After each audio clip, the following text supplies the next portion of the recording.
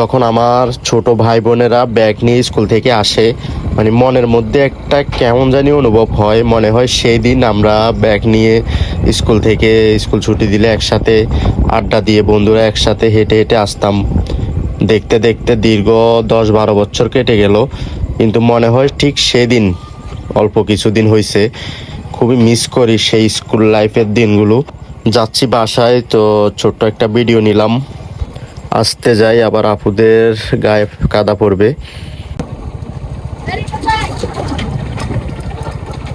ভালো আছো? কই যাচ্ছ স্কুলে? ভালো আছো? কোন ক্লাসে তুমি?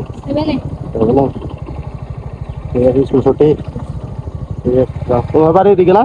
এদিক দিয়ে তো, হ্যাঁ ঠিক আছে। ভালো আছেন? কই গেছিলেন?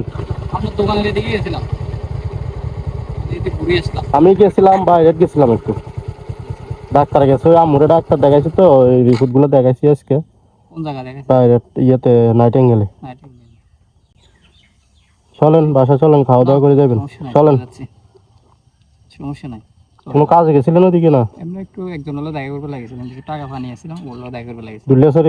দুলিয়াছড়ি বাজারে? না, আরো উঠছে রে, আগে মাল আনছিল। ঠিক আছে ভাই, ঠিক আছে যান। ভাই। হ্যালো।